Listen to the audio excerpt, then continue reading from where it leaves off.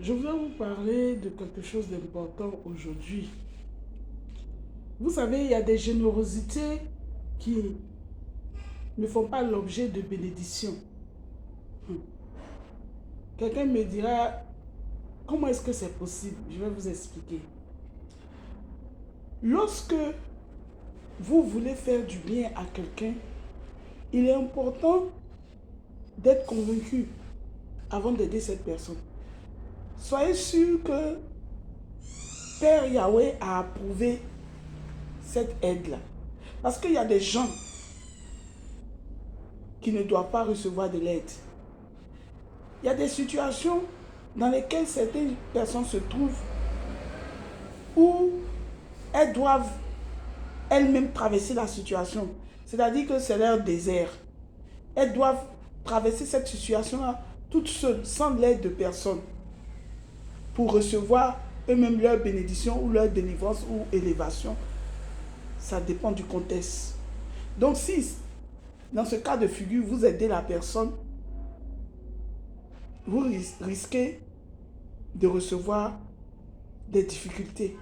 C'est-à-dire l'aide que vous avez apportée, au lieu de recevoir des bénédictions, c'est plutôt un malheur qui vous arrive. Je ne sais pas si vous avez remarqué. Il y a des gens qu'on aide et puis on se rend compte que c'est maintenant qu'on a des problèmes. Ou alors on envisage aider quelqu'un. Par exemple, quelqu'un vient vous demander de l'aide. Et puis vous attendez de l'argent, de l'aide financière. Et vous attendez de l'argent. Donc vous dites à cette personne-là que de revenir, que tu attends un peu d'argent. Donc la personne devait revenir te voir tel jour, tel jour. Parfois vous ne recevez pas cet argent-là. Tout est bloqué. Rien ne va marcher de votre côté. Pourquoi? Parce que cette personne-là ne doit pas recevoir de l'aide de vous. Est-ce que vous me comprenez? C'est pour ça qu'il est bon de toujours consulter le Saint-Esprit avant d'agir. Pour ceux qui en ont l'Esprit de Dieu. Même si tu n'as pas l'Esprit de Dieu, il faut que tu sois convaincu que cette aide-là est nécessaire et que ça vaut la peine. Autrement, vous ne devez pas le faire. Est-ce que vous m'avez compris? Parce qu'il y a des gens qui sont voués à l'échec. Et il y a aussi des épreuves que quelqu'un doit traverser tout seul, sans l'aide de personne, pour soit être fortifié. Ça dépend de l'objectif que Dieu prévoit pour cette personne-là. Vous comprenez? Donc si vous décidez d'aider la personne, vous recevez des retombées négatives. Vous recevez des retombées négatives. Au lieu de bénédictions, c'est des malheurs que vous recevez. Moi, ça m'est arrivé plusieurs fois. Ça m'est arrivé plusieurs fois.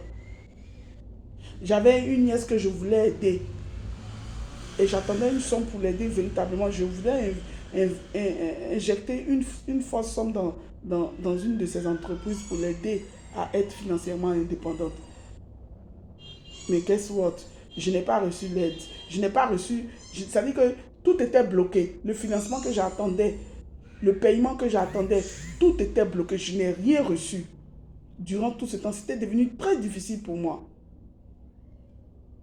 Mais dès que la personne est partie de chez moi et que j'ai revu clairement la personnalité, le vilain caractère de cette personne et j'ai changé d'avis, 2 semaines après, l'argent que j'attendais, le paiement que j'attendais est tombé. C'est là que j'ai compris que cette personne ne devait pas recevoir de l'aide de moi. Et ce n'est pas la première fois, ça arrive très souvent.